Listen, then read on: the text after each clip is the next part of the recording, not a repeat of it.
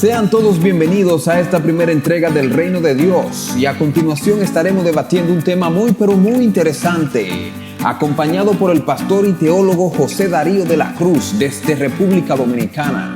Pregunta, Sandy. Para usted como pastor, ¿qué es el diezmo? El diezmo es un mandamiento bíblico, pero podría hacer un poquito de historia. En la Biblia, la primera vez que encontramos algunas referencias acerca del diezmo es desde el libro del Génesis. O sea, el primero que la Biblia registra que diezmó fue Abraham. Está en el capítulo 14 del Génesis, o sea, iniciando la Biblia. Ahí dice que Abraham dio el diezmo a Melquisedec. Una referencia un poco extraña porque aparece como así de momento, pero es donde primero se refiere al diezmo. Motivo por el cual Abraham dio el diezmo como una expresión de agradecimiento, porque la historia ahí es que él había obtenido una victoria y Melquisedec, que era el sacerdote, el rey, una historia medio rara, lo bendijo en el nombre del Señor, y dice que como agradecimiento Abraham le dio el diezmo de todo lo que había adquirido en esa victoria. Después tenemos otra referencia que es un poquito más interesante, la de Jacob, porque ahí nos dice que fue un acto, no fue un pacto que hizo Jacob, pero sí un voto. Dijo, si tú me prosperas, si tú me bendices, si tú me guardas, si tu mano está conmigo, de todo lo que yo consiga, el diezmo daré para ti, entre otras cosas. Pero interesante, puso el diezmo como un voto que estaba haciendo a Dios. ¿Cree usted que debemos de seguir hoy en día ese mandamiento? Importante. Yo pienso que sí. Si lo respondo así llano, pienso que sí.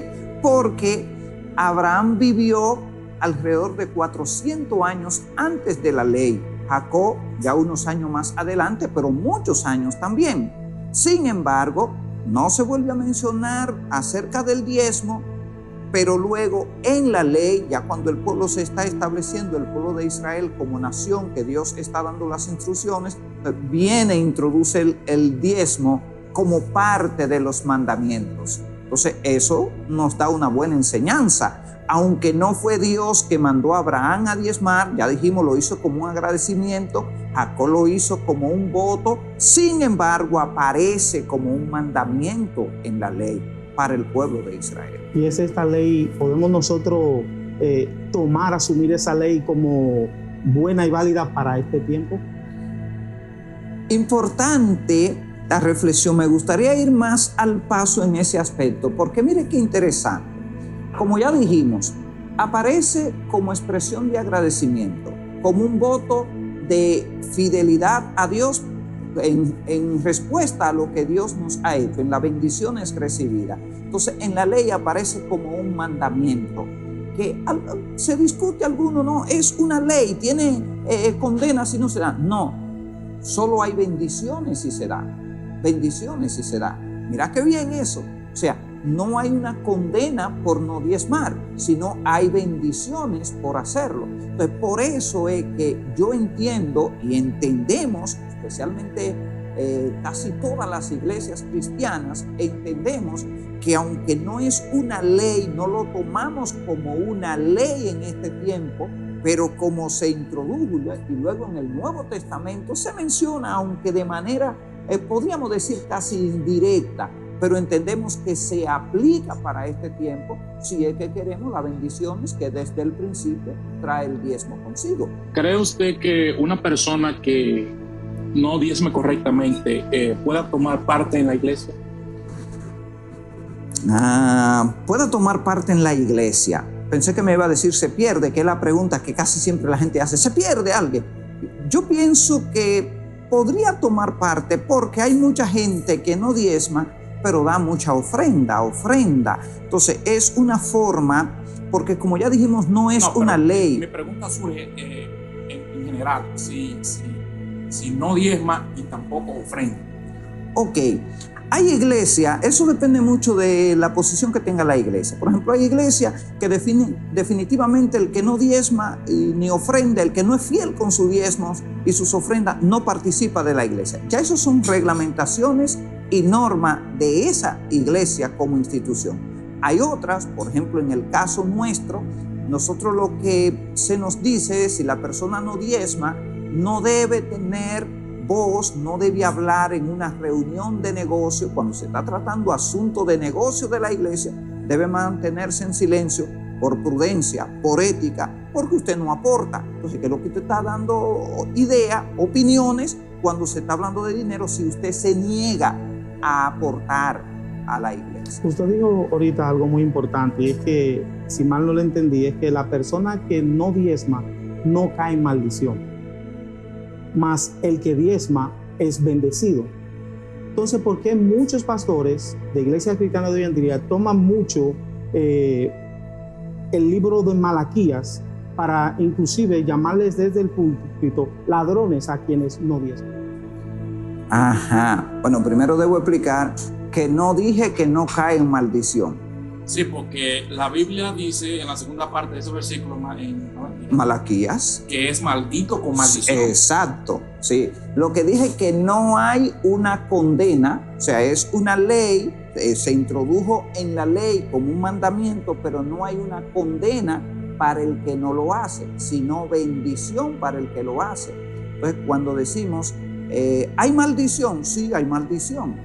Hay maldición, o sea, no está bien que alguien no diezme, como ya decía nuestro hermano Malaquías, que es el profeta más aguerrido en relación al diezmo, y casi siempre el que usamos para hablar de eso. Dice que el pueblo estaba bajo maldición porque había robado a Dios en sus diezmos y sus ofrendas. Entonces, el que no diezma no recibe las bendiciones, pues por tanto recibe maldiciones. Desde su punto de vista como pastor, ¿cuál cree que usted que sería la mejor manera de abordar ese tema desde el púlpito, usted como pastor, para que las ovejas no malinterpreten el mensaje que a lo mejor se esté dando desde el Me gusta esa pregunta. Como pastor, ¿cómo debemos abordarlo? Yo pienso que debemos usar los textos bíblicos tal como están. Yo sé que le hacemos aplicaciones y algunas interpretaciones, pero la Biblia es suficientemente abundante en el tema del diezmo y las ofrendas, especialmente en cuanto a dinero y administración. Dijo alguien, la Biblia habla de dinero más que de cualquier otro tema. Sí, así es, de verdad que sí, más que de cualquier otro tema, porque eso es parte de la vida del ser humano. Entonces yo pienso que es un tema que los pastores debemos abordarlo, enseñarlo bien claramente, sin ningún miramiento, sin ningún temor, enseñarlo como la Biblia lo dice, porque nosotros queremos que la gente tenga bendiciones. Y si ahí es que están las bendiciones, si esa es la llave que abre las bendiciones económicas en este caso, pues debemos enseñarle a la gente para que lo haga por amor, que lo haga por amor y con amor. Entonces, ¿por qué cree usted que hoy tanta gente mira con cierto desagrado a las iglesias, especialmente aquellos pastores que se le ven que en un momento determinado como que su nivel, su estatus económico cambia? Para aquellos que no son cristianos, para que lo vean desde un punto de vista diferente, ¿qué usted nos podría decir en cuanto? Es una pregunta muy amplia y me gustaría dar la respuesta amplia también. Primero, hemos cometido un error porque estamos dejando que la persona que no conoce a Dios nos marque los parámetros que debemos seguir en la iglesia. Y eso está totalmente antibíblico. El Salmo 50 dice, ¿qué tienes tú que hablar de mis leyes? Dijo Jehová al malo, ¿qué tienes tú que hablar de mis leyes? Si tú no quieres obedecerle, si tú no quieres someterte. Entonces, yo pienso que es algo contraproducente que nos dejemos llevar, que nos dejemos arrastrar por la opinión de la gente que no conoce a Dios, que no teme a Dios y posiblemente está de parte del diablo. Entonces, pero ok, esa es la parte. La otra parte es, mire, yo creo que la enseñanza sobre el diezmo y la administración del diezmo, que algunos pastores que se han enriquecido, yo pensando en esto, en estos días, decía, pero de lo que se hayan podido beneficiar o enriquecerse, como la gente dice, tenemos menos, pero mucho menos de un 1%. ¿Y dónde está todo el otro por ciento que la gente no lo ve? Porque solo han salido a relucir de todo el conglomerado de pastores, que por cierto son muchos ahora más que nunca. Solo hay 2 o 3 que son ricos. Entonces, debíamos, si se va a hacer algo en contra de eso, debían hacerlo frente a esas personas que son los que puedan estarse enriqueciendo y dejar que la iglesia, la obra de Dios, siga fluyendo. Pero quiero responder, porque dije que me gustaría hacerlo un poco amplio. ¿Sabe que yo entiendo plenamente que es un plan del diablo? Yo lo asocio muy bien con el caso del pueblo de Israel, cuando Dios da la orden a Moisés de que vaya al faraón para que el faraón deje ir al pueblo, y dice que Dios endureció el corazón del faraón para manifestar su gloria, para manifestar su poder. ¿Sabe? Una de las objeciones, de los impedimentos que puso el faraón, entre otros, uno fue: no, ok, lo voy a dejar ir, pero váyanse sin ofrendas, vayan sin sus vacas, sin sus ovejas. Eso nos da una señal muy buena. Yo pienso que el diablo es quien está detrás de todo eso. Está luchando para que el pueblo se mantenga pobre y la obra de Dios no avance. Entonces le está poniendo en la mente, el diablo, usando gente para que trabajen, para que la gente no quiera que se hable de diezmo y de ofrenda en la iglesia, cuando es el principio bíblico. ¿Qué consejo usted le daría a aquella persona que no diezma? Tenemos mucho. Tenemos mucho. Pero uno de los más importantes. Y estamos trabajando con eso. No digo que tenemos mucha gente que no diezma, y estamos trabajando con eso. Pienso que lo primero que debemos hacer los pastores es entender bien la enseñanza bíblica sobre el diezmo. Entenderlo bien y tomar la posición bíblica como está desde el Antiguo Testamento, que Dios dijo en el libro de Levítico, el capítulo 27, versículo 30 y 31 en adelante, dice: el diezmo es mío, dice Jehová. Sí, el diezmo es mío. Entonces, eso debemos tomar en cuenta, que el diezmo es de Dios, que diezmamos para Dios, y hay que enseñarle eso a los hermanos, que hay que diezmar porque el diezmo es para Dios, que es una expresión de agradecimiento a Dios, de agradecimiento. Con todo lo que Dios nos ha dado, solo está diciendo, como en demostración que ustedes reconocen que soy yo, que le doy la sabiduría. La Biblia dice hasta que Dios es quien nos da la sabiduría para hacer riquezas. Entonces, en reconocimiento, solo está pidiendo que demos el 10%. A mí me gusta decir que en la economía del reino, 90 son más que 100. ¿Sí? Porque cuando damos el diezmo, el 10%, nos quedamos con 90, y eso nos rinde mucho más que si nos quedamos con los 100. Entonces, por ahí debemos ir enseñándole a la gente, porque es un principio bíblico. Un principio bíblico. Hay que enseñarlo con entendimiento, con amor, con paciencia, para que la gente lo entienda, que diezmamos para Dios. ¿Cree usted que la iglesia cristiana, la iglesia evangélica de hoy en día, está dañada por ese específico tema? Muchas ovejas dañadas. Pienso que sí, porque eso es parte del mal concepto que hay acerca del dinero en el mundo, y porque, como dije anteriormente, hemos dejado en mucha parte, y ha sido un plan bien tramado en el reino de las tinieblas. Primero nos trajo como para cuidar, ¿no? Porque tenemos que dar el testimonio, porque si nosotros no hacemos esto, los inconversos. Entonces ahora, como le dimos la autoridad a los inconversos, a los no cristianos, de marcar los parámetros del cristianismo, pues el enemigo, la Biblia dice que el mundo entero está bajo el maligno, lo está usando también para marcarnos parámetros por ahí, y está afectando a la iglesia. Grandemente, podríamos decir, está afectando a la iglesia, porque los que son fieles reciben el ataque de quienes no lo son y de los inconversos. Y los que son infieles, entonces casi siempre están enredados porque hay en Malaquías, me gusta mucho Malaquías porque el capítulo 3, versículos 9 y 10 es directo, pero el 11 dice que si somos fieles con nuestro diezmo, dice, alejaré de ti al devorador.